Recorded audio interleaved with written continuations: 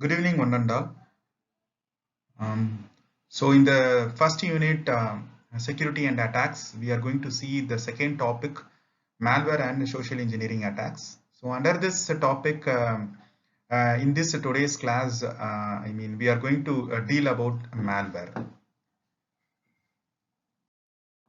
So the objective of this, topic, malware and social engineering attacks are after completing this content, we are able to define the malware, and we can list the types of malware, and we can able to identify the payloads of malware, and we can able to describe the types of social engineering, psychological attacks, and we can able to explain the physical social engineering attacks too.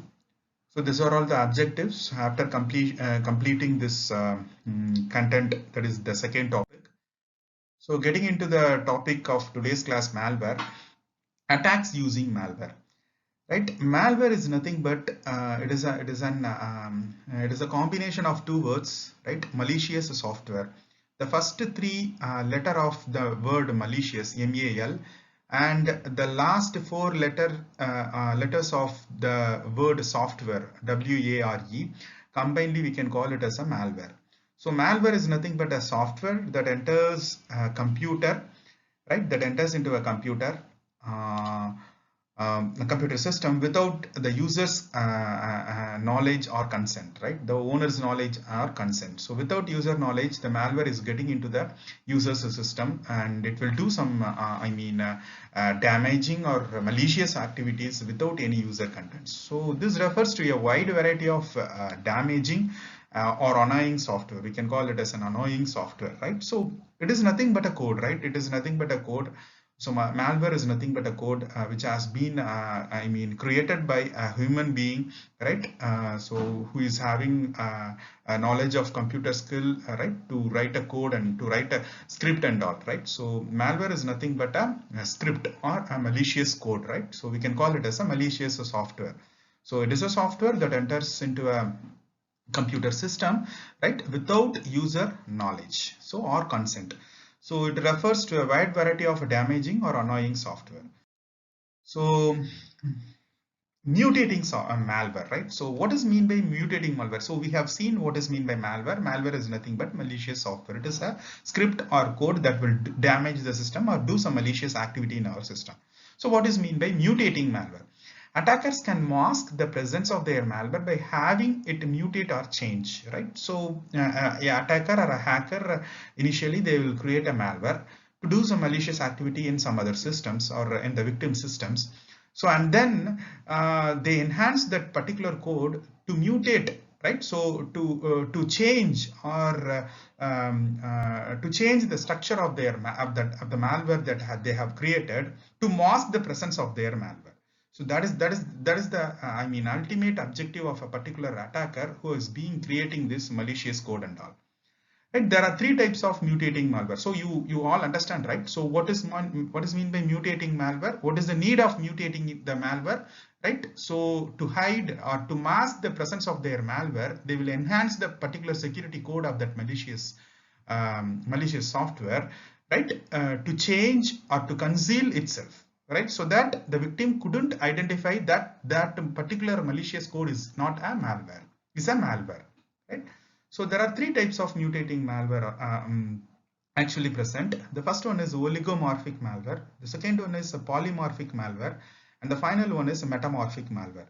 So in the oligomorphic malware, what is mean by oligomorphic malware? It changes its internal code to one of a set number of predefined mutations whenever executed. So it changes its internal code. So as I said earlier, malware is nothing but a malicious code, right? So if we can call it as a oligomorphic malware, then it changes its internal code, right? So to one of a set a number of predefined mutations whenever executed. So the malicious code, whenever it is going to execute, it changes its internal code. Every time it is going to changes its internal code. So that is called actually oligomorphic malware. Right? The second one is a polymorphic malware. It completely changes from its original form whenever it is executed. So in the oligomorphic malware, the internal code itself, it is going to change to hide itself, right? So, but in the case of polymorphic malware, completely the entire code is going to be changed. Its original form of the particular malware is going to change. So to conceal itself, to bypass the detection, right? So it conceal itself. So that is actually polymorphic malware. And then finally metamorphic malware. So this can actually rewrite its own code and thus appears different each time it is executed, right? So in the metamorphic malware, it rewrites its own code. Every time while executing, it rewrites its own code so that it can hide itself from the, detection. So in the malware industries, actually, if a system is getting infected, that system if it has an antivirus product or some other defending system which is present in that particular system, right? So it will detect that particular malware if the malware is infected that particular system, right? It detects that malware with the help of some signature or some regular expression functions, right? So it has its own algorithm and all. So if this is happening, this mutation of malware is happening, right? The signature will be outdated and hence it couldn't detect that particular malware. Why the signature is getting outdated? Because every time the malware is getting executed, it changes itself, right? Say for example, in oligomorphic malware, right, the internal code is changing itself and hence the signature of the particular malware is also going to change and it doesn't match with the antivirus signature and hence it is not detecting in that particular system, right? So this is happening in the malware, sophisticated malware. We can call it as a mutating malware, right? So this is called actually mutating malware. So why mutation? So you should be very clear why mutation is happening here: to hide itself, right? So to mask the presence of their malware, the attacker or the coder who is creating that malware is he or she may enhance the particular malicious code so that it couldn't detect in a particular system with the help of any antivirus product and all. Yeah. So the next topic is actually malware traits. So we are having 4 malware traits or the features of the malware. So based upon that, it has been classified. The malware has been classified. What are all the 4 malware traits? The first one is actually circulation. The second one is actually infection. So what is meant by circulation? So some malware has the primary trait of spreading rapidly to other systems to impact the large number of users, right? So circulations, say for example, if an attacker is creating a particular malicious code, it has its capability of spreading rapidly to other systems to impact a large number of users so that it can infect large number of users. So based upon that, it has been classified, right? Malware can be classified. The second trait is infection, right? Some malware has the primary trait of infect or embed itself into that system. So based upon the infections, it can be classified. The malware can be classified. So in the third trait is nothing but the concealment. Some malware has its primary trait avoiding detection by concealing its presence from the scanners. So this is actually a very important trait while considering the malware classifications. Say some malware conceal itself and it masks the presence from the intrusion detection system or from the scanners. So this is based upon this traits also we can classify the malware.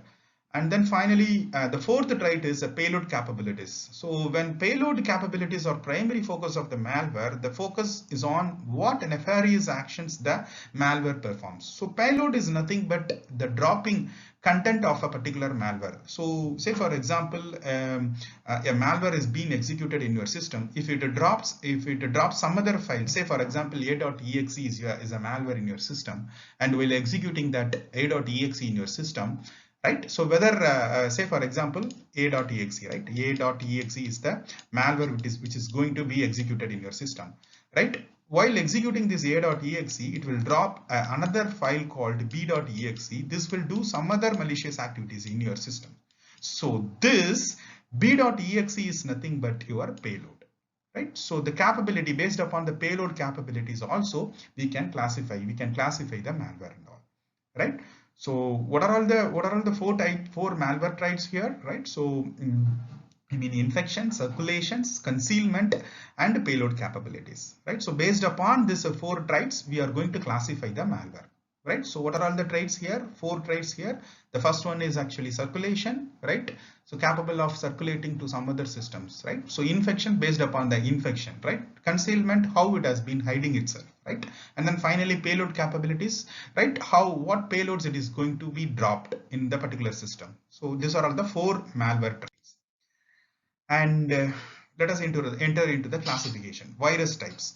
So there are different kinds of viruses in this real world. Computer virus. So what is computer virus? It is nothing but, as I said, it is nothing but a malicious code that produces itself on the same computer, that reproduces itself on the same computer. So this is a very simple malware, computer virus. So it reproduces itself on the same computer itself. That's all it will do. Right? What is mean by program virus? So virus that infects an executable program file. So number of executable files are there present in your system. Say for example, if you are installing an operating system in your system, it drops a number of executable program files, right? So if a malware is getting infected, say for example, that malware is a program virus. If it is being infected in your system, it infects the executable program file. Right, so executable program file, it is actually the malicious action which is being done by the program virus. And then macro virus. So what it will do actually, one of the most common data file virus written in a script known as macro. So macro is nothing but a script, right? Script. Common data file viruses written in a script. So this can be seen in Microsoft Excel document also. There is an option called macro, which is an inbuilt option in Excel. We can write a simple script in the Excel and we can do automated the Excel file. Right, some functions may be automated. So this is a kind of common data file virus written in a script known as macro. Macro is a series of instructions that can be grouped together as a single command. So that is actually macro virus.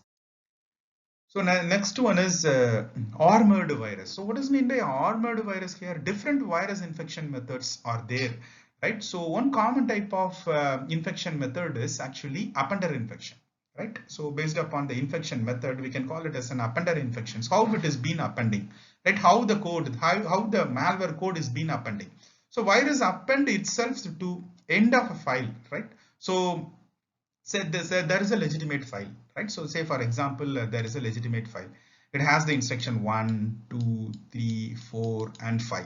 Right, so this is the this we can call it as a instruction 1, 2, 3, 4, and 5. Let's say for example, so this is a legitimate file, a legitimate code which is present in your system, right? Say for example, this is a legitimate code, right? Legitimate code. Say for example, virus append itself to the end of the file. Say for example, a virus file is getting, so this instruction is called actually a.exe. So this is actually a legitimate file. So a malicious file is entering into your system. Say for example, that file is called actually b.exe. Right, so this b.exe append itself to the end of the file. Say for example, after sixth instruction, the sixth instruction will be executing. While executing, it will execute the b.exe file. Okay, so this is how the appending infection is used to define a particular virus file. So virus, if it appends itself to the end of the file, replaces beginning of the file with the jump instructions. Maybe it will replace the beginning of the file with the jump instruction. So jump instruction, for example, in C, right? There is an instruction called go to, right? So go to is a jump instruction. So jump to a particular instruction. So that is actually jump instructions pointing to the virus code. So armored virus. Viruses that go to a greater lengths to avoid detections. So if a particular malicious file, it has a number of instruction which is actually lengthy, if it has been written, so means that that has been used to avoid the detection of the particular malicious code. So that is called actually armored virus. And then Swiss cheese infections. There is an infection called Swiss cheese infections. Here it encrypts the virus code and then divide that decryption engine. So first initially it will encrypt the virus code. Say for example, 1, 2, 3, 4, 5. These are all the virus code, right? It has these instructions and all. So what it will do is this will encrypt all the instructions, right? So in the Swiss cheese infection process, it will encrypt all the virus code and then divide. It will divide this virus code into as a decryption engine into a different pieces and inject these pieces throughout the infected program code. So particular virus code has been encrypted, and this been splitted into different pieces and injected these pieces throughout the infected program code. So this from this figure we can easily understood what is mean by appender infection, right? So here there is a jump instruction. You can see here there is a jump instruction, right? So this is a legitimate code. This is a legitimate code, right? While executing this legitimate code one by one, line 2 is executing, line 3 is executing, everything is executing, right? So before execution of this legitimate code, there is a jump instructions. What this jump instruction will do is it will leads to a particular line where the virus code has been stored. So this is called actually appender infection, right? It's very simple. So there is a legitimate code and there will be a jump instruction, maybe at the beginning of the code or maybe the intermediate of the code. When it arrives, right, when the jump instruction arrives, it goes to the virus code and that particular virus code can be executed at any time. So the next one is, as I said earlier, Swiss cheese infections. So here, as the same thing, while the jump instruction being executed, the decrypt part, right? So for initially the virus code has been encrypted. It has been that that decrypted part has been fed or embedded into the particular program code.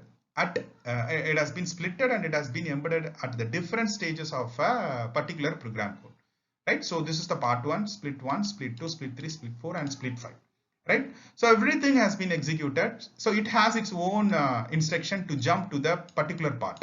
It has, at the end of this part, it has its own instruction that will redirect to the part 3. So everything has been redirected and finally all the part has been executed, right? And also it leads to the particular virus. So this is called actually Swiss cheese infection. And then split infection. So what does mean by split infection here, right? Split infection. Split infection is nothing but viruses split the malicious code itself into several parts. Also has a one main body of the code, what we have seen in the previous slide. So it splits the malicious code itself into several parts. All parts are placed at the random positions throughout the program code, what we have seen in the previous slide, right? So it splits and it will post the particular splitted portions into random position throughout the program code. To make detection even more difficult, these parts may contain a garbage also. So garbage is nothing but some junk code will be inserted into the particular malicious code. Okay, so this is for avoiding the detection from the particular intrusion detection system, right? So they will include a garbage code also, some junk code, right? So it doesn't have any meaning. That code is called actually a dumb code. So that is also called as a garbage code. They will the attacker or the malicious code writer will include this garbage code into any part to avoid the detection. Okay, so this is called actually split functions.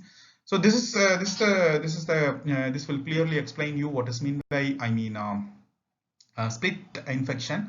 So from the first, this is called actually the program code. So it has, say for example, virus code part A is there, part B is there, part C is there, part D is there, right? So there is a jump instruction that will redirect to the part A, and from the part A it will go to part B. From the part B it will go to part C, and then from part C it will go to part D. So finally everything is being executed and finally it leads to the main body of the virus, right? So why this is happening? Why what is the need of splitting this code, malicious code, and we have been placing it in various positions, random positions, right? So why we have been encrypting the malicious codes and why we have been placing this decrypt part in some other random positions in the Swiss cheese infections and all? What is the basic thing behind this? What is the objective behind this? So the objective is nothing but the malware is enhancing the malicious code so that to avoid the detection, right? So if I am having an antivirus, that antivirus fails to detect if this kind of splitted infection is there in the malicious. Okay, the virus actions. So virus action When infected program is launched, it activates its malicious payload. So whenever the infected program is launched, it activates its malicious payload, right? So as I said earlier, it's malicious payload is nothing but another program or another code or another script, another file may be dropped in the particular system.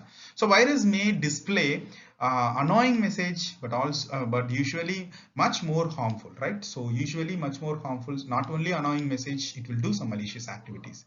So what are all the actions, virus actions? So this may be a very important question. What are all the virus actions, examples of virus actions? So what virus will be get infected in your systems? What your system will behave? How the system will behave? It may cause a computer to repeatedly crash, right? So you may see this thing in your daily life, right? So it causes a computer to repeatedly crash. So it may also erase the files from or reformat the hard drive. So it may reformat. There may be a need of reformatting the hard drive. So it also erase your files also. So it will turn off, computer security settings also. Right, computer security settings is a very important thing. So you have to, every time you have to turn it on, right? So maybe some virus will turn off this security settings also. So these are all the important actions that will do if a virus get infected into your system. Virus also replicates itself, spreading to the another file on some other computer also. So this is a kind of actions also, right? So it may replicate itself. So what is the need of replicating itself? Why it has to replicate? Say for example, there is a virus called 1.exe which is present in your system, right? It has to replicate. Say for example, a 2.exe, right? So what is the need of replicating, right? So it has to replicate so that it infects some other, some other file on the same computer also, right? So that is the need of replications and all. So virus carriers, who is going to carry the virus? Virus cannot automatically spread to another computer. Definitely it cannot spread to the another computer automatically. It may rely on user action to spread, or the virus attached to some files, right? Viruses are spread by transferring the infected files. This may be with the help of USB, right? With the help of USB. This may be with the help of email attachment, right? So some user may be execute to spread it towards the other computer. Virus are spread by transferring the infected files. Virus should have two carriers. One is file and another one is human. So this can be the only two carriers that can carry the virus from one computer to the another computer. So you make a note what is mean by virus carrier. So with the help of file or human that has been used for transporting the virus from one end to the another. And the second type of malware, so what we have seen so far, a virus. So what are all the different types of virus? What are the different classifications of virus? How it has been classified, based upon what types it has been classified, everything we have seen. So virus is a kind of malware. Another kind of malware is nothing but the worm, right? So we have seen so far the virus as a malware, right? So malware is a common term, right? Malware is a common term, malicious software. So it consists of a number of, different categories of malware. The one category is what we have seen is actually the virus. The second category what we have seen is going to see is a worm. Worm. What is a worm? Malicious program that uses a computer network to replicate, right? It uses a computer network. That is a very important point. Worm uses a computer network to replicate, right? Sometimes they have been calling it as a network virus also. Worm virus, it may not get into some other systems automatically, right? By itself, virus couldn't get into the some other system. Virus, keep a note, virus couldn't get into the some other system by itself. But in case of worm, it get into the some other system with the help of computer network and infect the other systems also, right? And hence it is called actually network viruses. Worm designed to enter into the computer through the network and then take advantage of the vulnerability in the applications or operating systems on the host computer. So worm, it has been designed in such a way that it will enter into a computer through the network. As I said earlier, worm replicates to some other system, right? So what is the need of replication of this worm? It has to infect some other system which is present in the network. So it uses the network to replicate itself to infect the some other systems. So it take the advantage of vulnerability in the applications or the operating systems which is present in the some other system, right? Once it, it identify the vulnerability of a particular application or operating system in some other system, it exploits the vulnerability on one system. It immediately searches for another computer on the network that has the same vulnerability and all. So this is called actually worm. Trojan. What is meant by Trojan here? Right? Trojan is another kind of malware. It is a kind of a malware, malicious code that program that does something other than advertised. So what it has been intended to do, so it will not do that thing. It will do some other thing other than it has been intended to. So that is the meaning here. Other than advertised, it will do some other thing. Right? Say for example, here you can see an example. One kind of victim is downloading a free calendar program. So what is the objective of this free calendar program? It shows the date or day or which year, which day you are being currently present, right? But the program scans the system for a credit card numbers. Is this the objective of a particular free calendar program? No, right? So if I am downloading a free calendar program, it should show the date, right? So what it is actually doing, but it is not actually show in addition to showing the date, what it is actually doing, the program scans the system for credit card numbers and passwords. So this is not kind of thing a calendar program should do, right? It is a malicious activities. So this transmits the information to the attackers to the network, right? Through the network, it will transmit the information to the attackers who have created this Trojan. So that to that particular attacker or to that particular malware creator, this credit card information has been sent through the network. So this is called actually Trojan.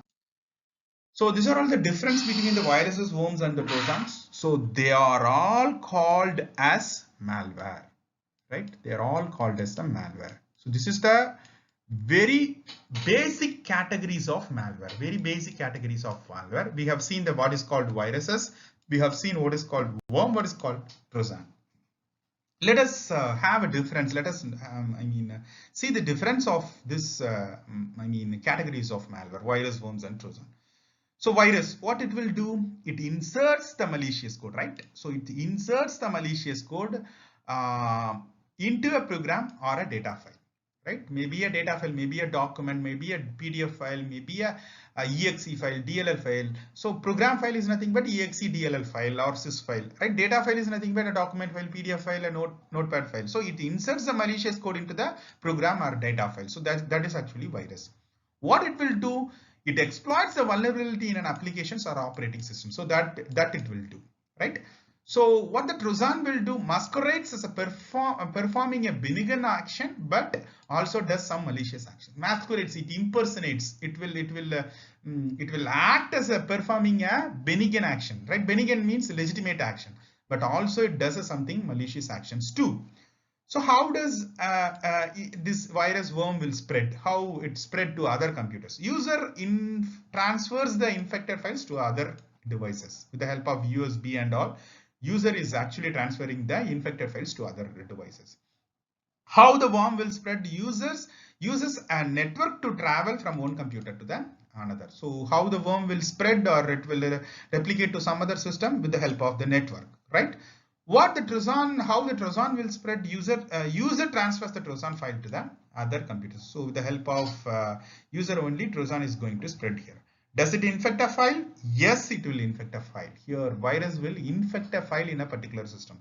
Whether a worm infect a file? No, it will not infect the file. Trojan, it may infect a file, right? So this is the very important difference. And then for final difference is, does there any need to be user actions for it to spread? Yes, definitely it need a user action. No, there will be no need of user action. It automatically spread to some other system through the network, right? Yes, user action is needed here. So these are all the differences between the virus, worms, and Trojan. Please make a note. This is a very important, a topic, difference between virus, worms, and Trojan. So what is mean by rootkit here? So rootkit. What is mean by rootkit here? Rootkit is a software tool that has been used by an attacker to hide action or the presence of other types of malicious. If a malicious software has been created by a particular attacker, he may also use this software tools, which is called rootkit, to hide the action or the presence. So what is the objective of using the rootkit as a software tool along with the malicious code? To hide actions or its presence, which is present in the system, right? To mask their action, right? What it is actually going to do and its presence, right? Will hide, right? Will hide or remove the traces of login records and login entries. How the malicious code is being entering into the system, that record has been removed, the traces has been removed. So everything has been removed with the help of rootkit tool. It's a kind of software tools that has been used by an attacker along with the malicious code, right? May alter, replace the operating system files, right? So as I said earlier, number of files are there: operating system, exe file, dll files, sys files, every files are there in your system. So what it will do, it will replace that file. That, say for example, it will replace a.exe file with a modified version. That modified version is being specifically designed to ignore the malicious activities and all. So it is a kind of hiding the actions, hiding their presence, the malicious code presence. So it is an additional tool, software tool. Rootkit is an additional software tool that has been used by the malware creator along with the malicious code to hide their actions and their presence. Can be difficult to detect a rootkit or clean it from the infected. So it is very difficult to detect actually the rootkit. So it will also get into the kernel level also. So it is a very dangerous if your system is getting infected along with the rootkit. So computer infected with the rootkit. Say for example, actual list of files which is present in some directory, right? So it shows what are all the actual files which is present in the directory: archive, figures, research, and rootkit files. But files that has been displayed to the users. This is the actual files, but it will not show all the files to the user. It will show only the archive, figures, and research. It will not show the rootkit files. It will not show the rootkit files. So it will hide itself, right? So the rootkit files, it may contains the malicious code, what it intended to do a malicious actions and all. Okay, the spyware. Okay, what is meant by spyware here, right? Spyware is nothing but a software that gathers the informations without the user content. So it gathers some informations of a particular victim systems without any user content. Spyware is a tracking software that has been deployed without adequate notice, right? We couldn't detect how it has been installed in our system. Without user consent, it has been installed. Without we cannot control by the particular admin or particular user of a system. So spyware, it gathers the information. Keep it in your mind, it gathers the information. It is also a malicious code, right? It is also, everything is a malicious code. That if that spyware is being executed in your systems, it may gather the informations without user content. Say maybe what operating systems you've been using, right? What antivirus you have been using, what are the security settings of your systems. Everything has been, monitored, and it gathers the information. It sends to the, attacker through the backdoor and all. That is spyware. So what are all the technologies used by the spyware? So what are all the technologies used by the spywares? Maybe automatic download software, right? Maybe used to install unauthorized applications and all. Passive tracking technologies. So this is also another technologies used by the spyware. This is used to gather information about the user activities without installing any software. May collect the private information. So every objective of each and every technology is to gather the, private informations. System modifying software, right? So modifies or changes the user configuration, such as a browser homepage, right?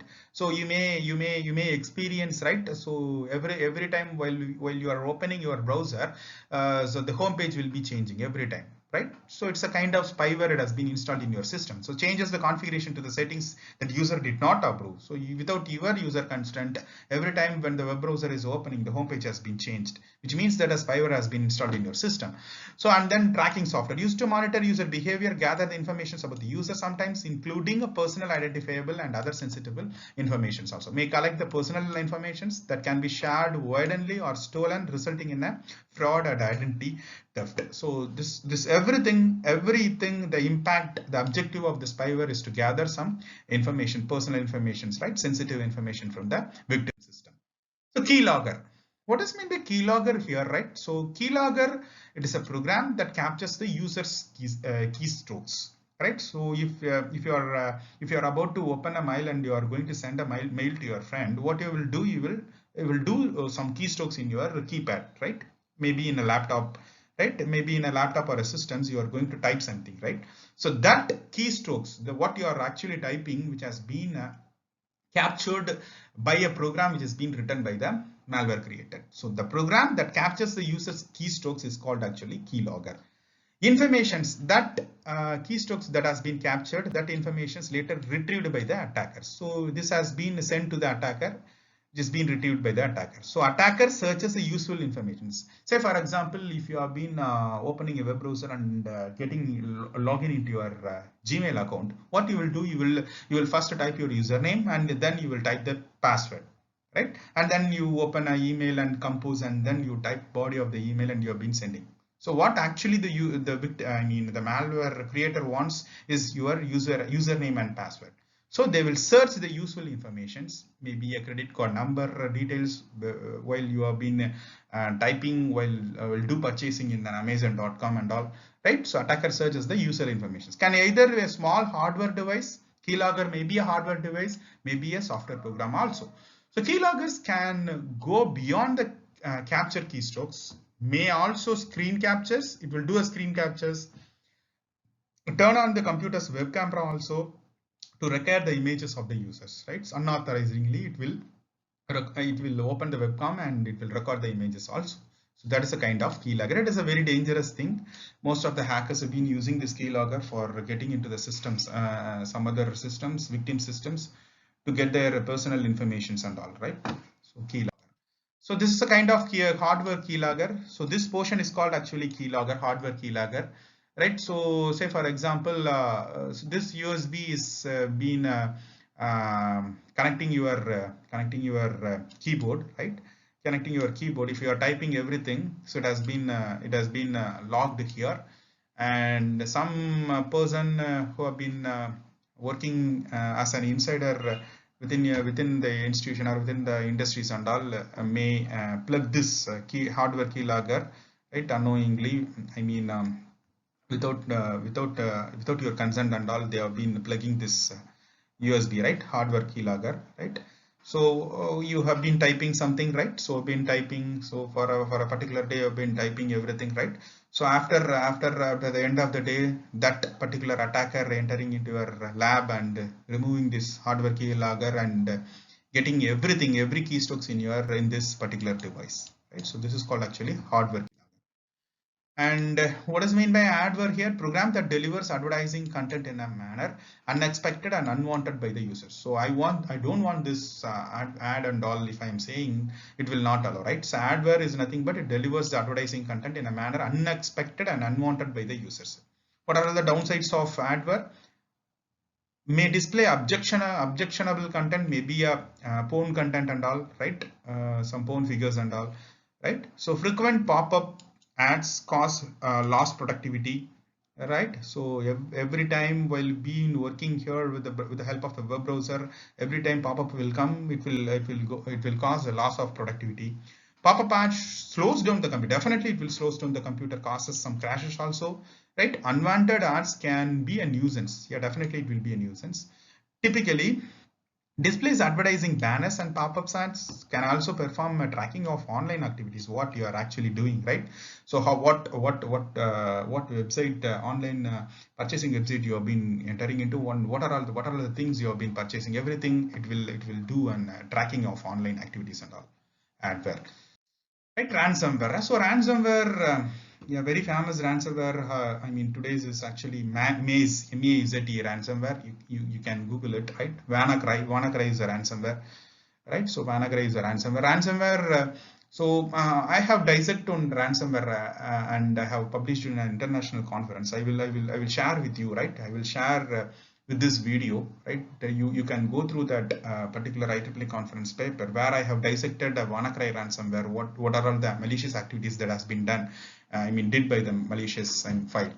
Right. So what is ransomware here? It is a program that prevents a user device from properly operating until a fee is paid. Right. So there will be a message shown your all the files has been encrypted, you couldn't log in into your system, so you have to pay this much amount of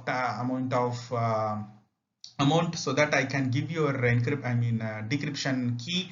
From with the help of the decryption key only you can decrypt the files, right? So this is the message it will give. So it is a kind of preventing the user's device from properly operating, right? You couldn't enter into the start, you couldn't enter into open a document file, you couldn't open a Excel file, you couldn't open a browser, everything has been encrypted high.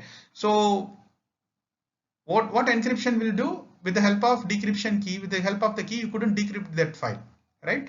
So until the fees is paid, that decryption file key will not be given to you. So ransom malware is a highly profitable variation of the ransomware, displays a fictitious warning that there is a proper problem with the computer and all. So no matter what the conditions of the computer, the ransomware always reports that there is a problem. So every time, even though if your computer is looking healthy, it will show the message that your computer is under a critical problem and all. So that is actually ransomware. I will show you a real-time example of a ransomware, right? We will execute a malware ransomware and I will show you how it will work. So this is the ransomware message, your computer has been locked, right? So this is the kind of message will become, you couldn't open the start, you couldn't open any folder, you couldn't open any file and all until you can pay this much, some much amount of time and all. Here, this is actually what it has been actually saying. This computer is locked, aim to stop your illegal activity. You have to 72 hours to pay the fine, otherwise you will be arrested.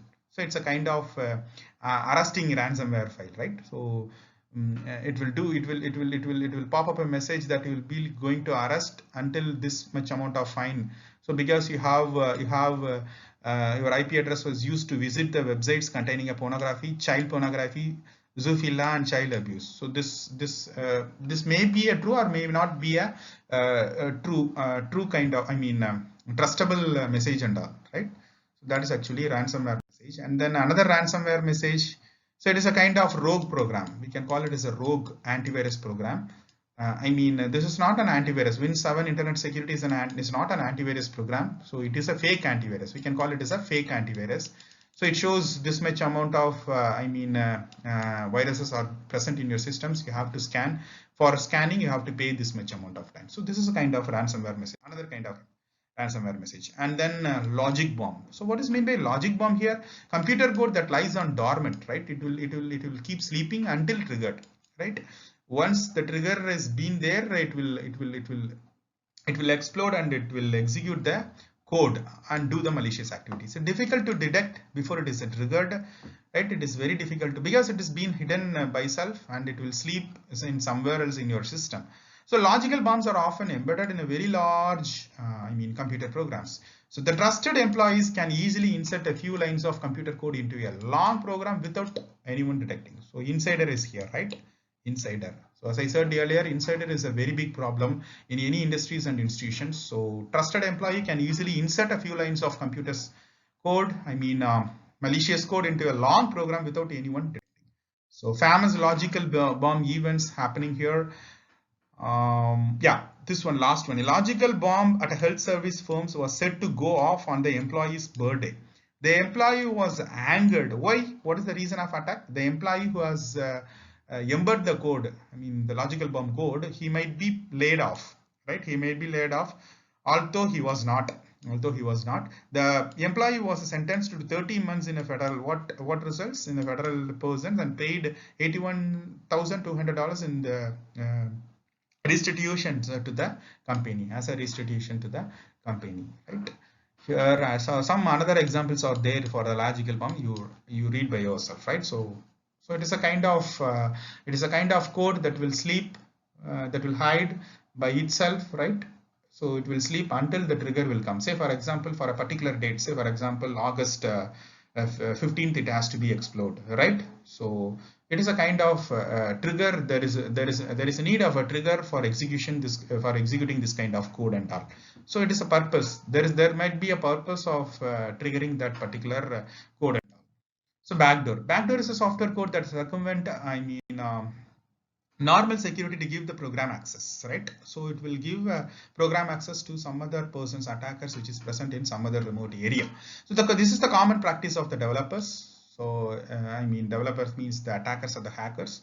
The intent is to remove the backdoors in the final applications, but even if it seems to be removed, but it often overlooked.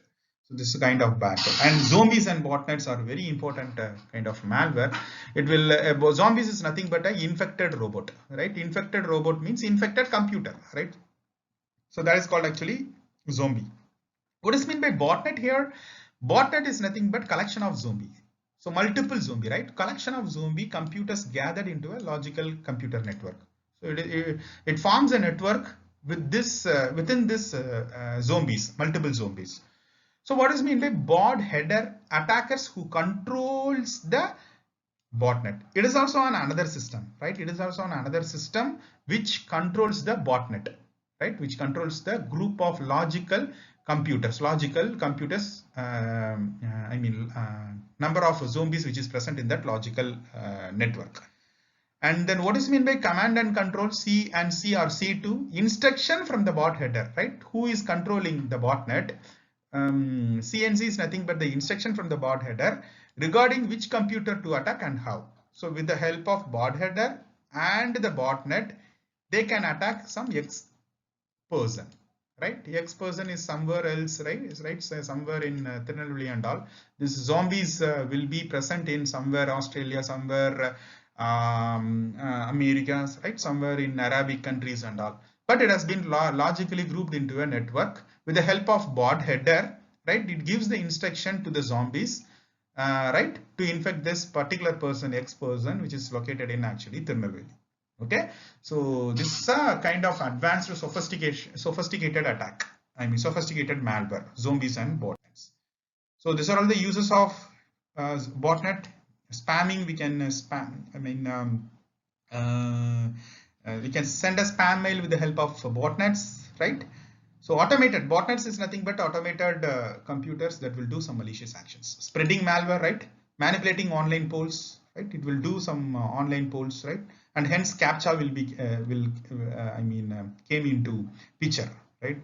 And denying services, right? Denying services, it will do a denial of services, DOS attack, right? So this is a kind of uses of botnets, malicious actions that will do by the botnet.